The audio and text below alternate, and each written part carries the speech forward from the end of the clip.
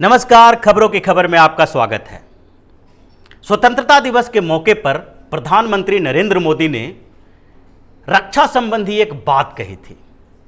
उन्होंने सीडीएस के बारे में बोला, चीफ ऑफ डिफेंस स्टाफ के पद के बारे में बोला कि ऐसे एक पद की जरूरत है और देश को ये तोहफा जल्दी मिलने वाला है। आखिर ये पद की जरूरत क्यों पड़ी? आखिरकार तीनों सेनाओं के बीच में ये समन्वय की जरूरत इतने दिनों के बाद महसूस हुई? क्या पहले भी इसकी जरूरत महसूस हो चुकी थी और इसके बारे में कब से चर्चा की जा रही है? इसकी जरूरत है क्यों?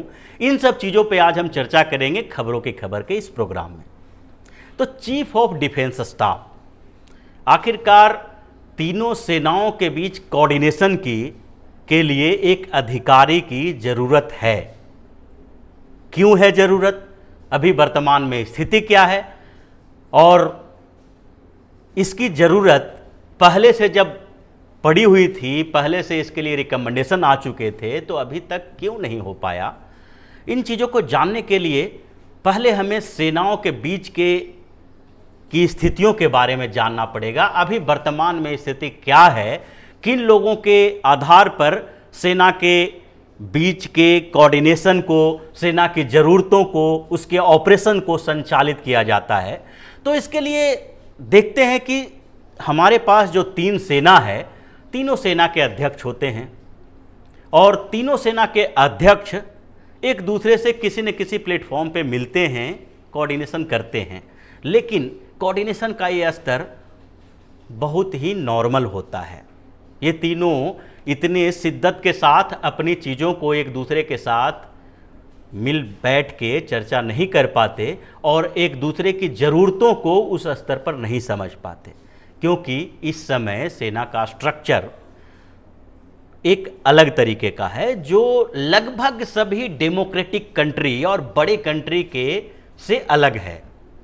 यहाँ पर इन मामलों को देखने के लिए डिफेंस सेक्रेटरी होते हैं, जो डिफेंस मिनिस्ट्री में होते हैं। डिफेंस सेक्रेटरी एक आईएएस अधिकारी हैं। अब वो सेना के बैकग्राउंड से नहीं होते हैं, लेकिन उनके ऊपर जिम्मेदारी बहुत बड़ी है। डिफेंस सेक्रेटरी सेना के ऑपरेशन संबंधित से लेकर प्रिक्रूटमेंट संबंधित तक कई मामलों को एक प्लेटफॉर्म पर देखते हैं और रक्षा मंत्री को इसकी सूचना देते हैं।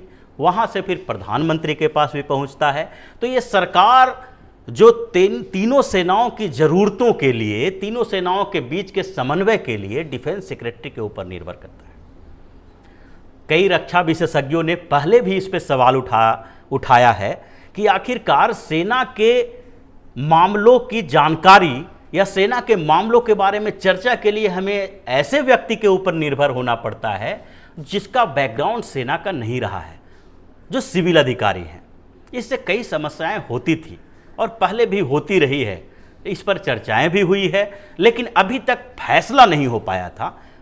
प्रधानमंत्री ने इस बार ये फैसला करने की कोशिश की है और ये पहल की है जिसको अमली जामान पहलाया जाना तय है लगभग कि इस साल के अंत तक, या हो सकता है कि अगले साल के शुरुआती में कभी न कभी चीफ ऑफ डिफेंस स्टाफ का, सीडीएस का पद सृजित हो जाए और उस पर एक नियुक्ति भी हो जाए।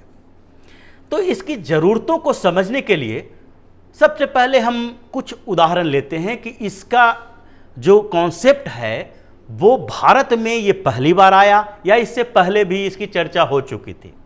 चर्चा तो ऐसे बहुत पहले से हो रही थी। आज़ादी के बाद से ही इस बात की ओर ध्यान गया था कि आर्मी का स्ट्रक्चर हमारे यहाँ जो है वो इस तरह का नहीं होना चाहिए। तीनों सेनाओं को फील्ड में जब ऑपरेशन करना होता है तो उसके बीच एक कोऑर्डिनेशन होनी चाहिए और कोऑर्डिनेशन उसके पहले की स्थितियों के बारे में भी होनी चाहिए। अगर हमें आर्मी, एयरफोर्स, नेवी तीनों को एक साथ किसी ऑपरेशन में लाना है, किसी युद्ध की स्थिति में तीनों के बीच एक समन्वय की ज़रूरत है।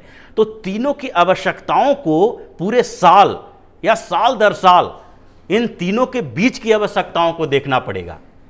लेकिन इसके बारे में सबसे पहले और विस्तार से चर्चा करगिल युद्ध के बाद हुई। करगिल युद्ध में कुछ हमारे भीतर खामियां थी जिसके लिए बाद में करगिल युद्ध समाप्त होने के बाद एक करगिल रिव्यू कमेटी का गठन किया गया। डॉक्टर के सुब्रमण्यम इसके अध्यक्ष बनाए गए।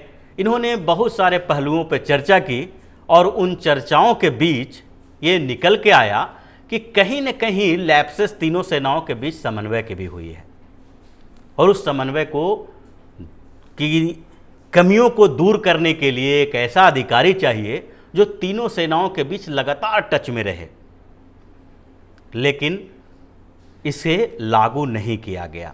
उनके और कई रिकमेंडेशन लागू किए गए, लेकिन इस रिकमेंडेशन पर चर्चाएं हुई।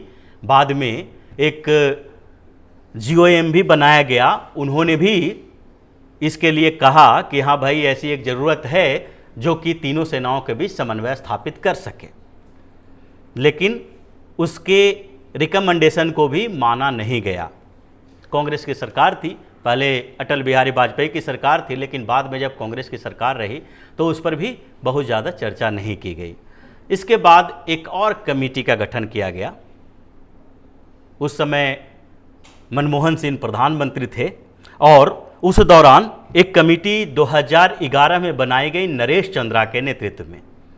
इसने भी इस तरह के एक रिकमेंडेशन की बात कही। उन्होंने कहा कि अभी जो हमारे स्ट्रक्चर में तीनों सेनाओं के बीच समन्वय स्थापित करने के लिए जो चीफ ऑफ स्टाफ कमेटी है, उसका अध्यक्ष जो अभी बदलते रहते हैं, उनके लिए एक टेम्पररी नहीं परमानेंट अध्यक्ष की आवश्यकता है। चीफ ऑफ स्टाफ की कमेटी यही CDS के पहले की एक स्थिति है। चीफ ऑफ स्टाफ की कमेटी तीनों सेनाओं के बीच समन्वय स्थापित करने के लिए बनाई गई थी और इस कमेटी के अध्यक्ष तीनों सेनाओं के प्रमुख में से जो सबसे वरिष्ठ होते हैं उन्हें बनाया जाता है। अब नरेश चंद्रा जी ने कहा कि इस अध्यक्ष के पद को परमानेंट कर दिया जाए, यानी कि एक टेन्योर हो कि इतने साल तक ये अध्यक्ष रहेंगे, क्योंकि सेना अध्यक्ष कुछ समय के लिए होते हैं, साल, 2 साल, 3 साल, 1.5 साल के लिए, और जो उसमें से सबसे वरिष्ठ होते हैं उनको बनाया जाता है और कुछ दिन के बाद वो रिटायर हो जाते हैं और फिर दूसरे अध्यक्ष की ज़रूरत होती है। हालांकि चीफ ऑफ स्टाफ की कमेटी जो है वो बहुत इफ़ेक्टिव नहीं मानी जाती है और वर्तमान सरकार ने भी इसको माना है कि इस कमेटी के पास बहुत ज़्यादा पावर नहीं है। एक तो वर्तमान अध्यक्ष जो किसी सेना के प्रमुख, जो वर्तमान प्रमुख होते हैं, उन्हीं में से किन्हीं को इस कमेटी का अध्यक्ष बनाया जाता है और वो अपने ऑपरेशनल कामों में इतने बिजी होते हैं कि वो तीनों सेनाओं के बीच कोऑर्डिनेशन नहीं कर सकते, क्योंकि वो उस समय सेना में काम करते होते हैं। नेवी में हो तो नेवी के प्रति, एयरफोर्स में हो तो एयरफोर्स के प्रति, आर्मी में हो तो आर्मी के प्रति।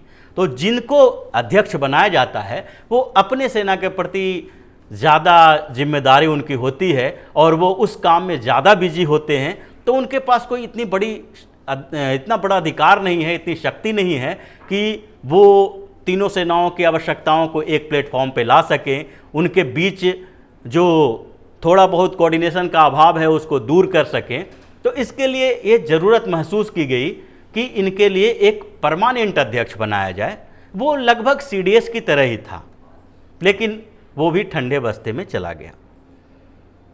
इन दोनों के बीच अब प्रधानमंत्री नरेंद्र मोदी ने कहा है कि एक CDS का पद होना चाहिए, क्योंकि अब स्थितियां बदल गई है।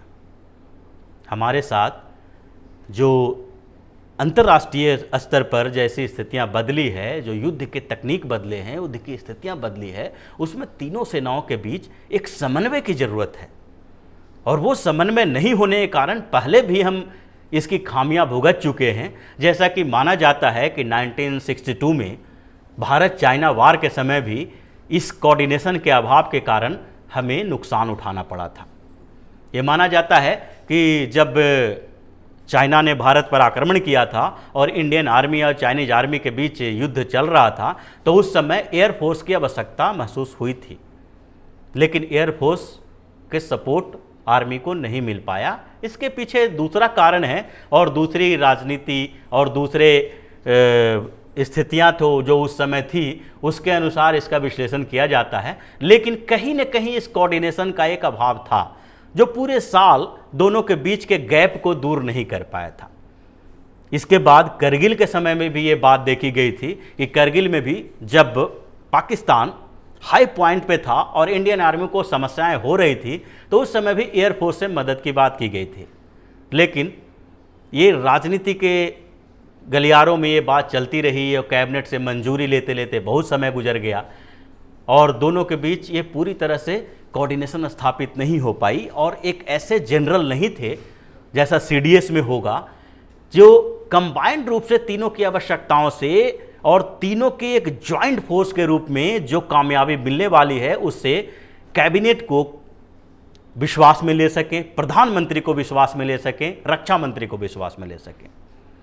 तो इन चीज़ों के बाद ऐसी ज़रूरतें जो महसूस की गई, उसके बाद प्रधानमंत्री ने एक बार फिर कहा है कि सीडीएस के पोस्ट की अब ज़रूरत आन पड़ी है और जल्दी ही ये सामने आ जाएगा।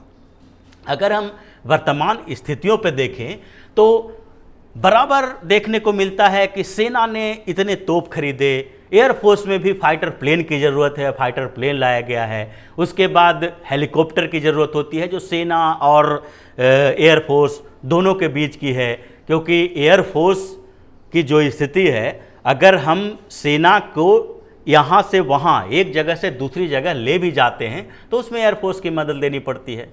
उसी तरह से नेवी के लिए भी है, नेवी में भी जब युद्ध होगा तो दोनों के बीच, तीनों के बीच एक कोऑर्डिनेशन की ज़रूरत होती है कि कौन सा फ्रंट हमें कब खोलना है, किस जगह पर हम कमज़ोर महसूस करें, किस तरफ हमें मजबूत स्थिति में होना चाहिए।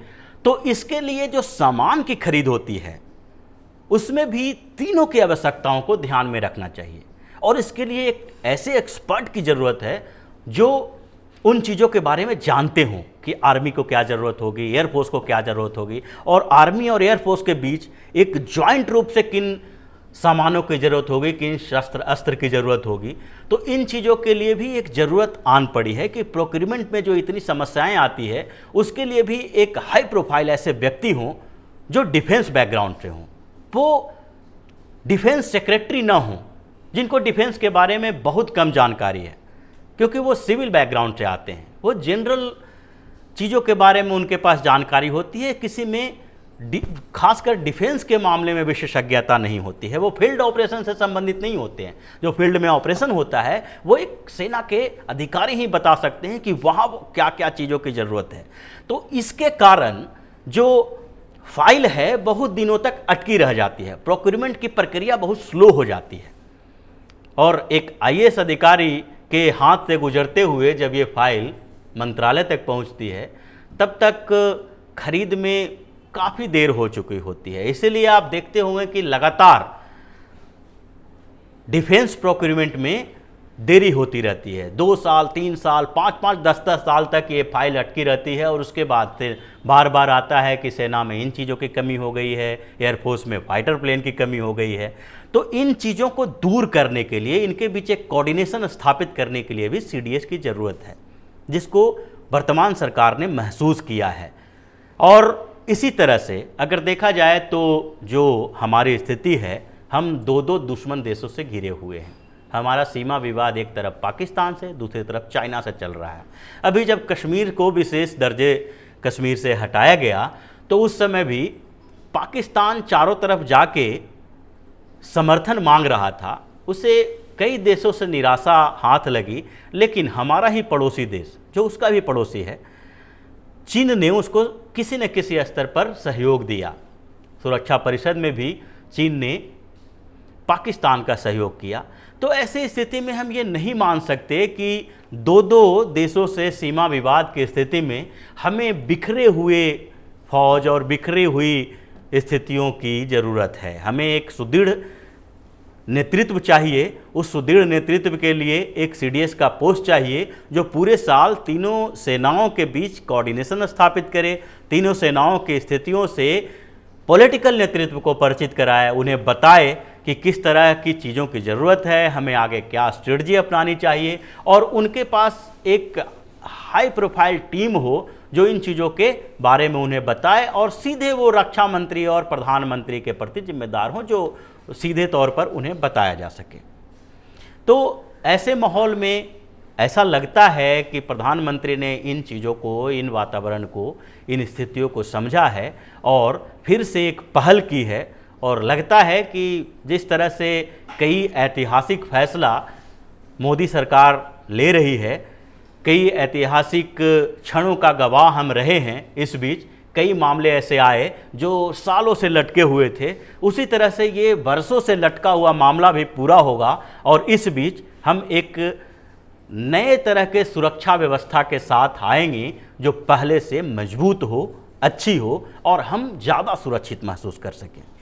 तो इसी तरह से खबरों के साथ हम फिर से हाजिर होंगे, तब तक के लिए विदा दीजिए, नमस्कार।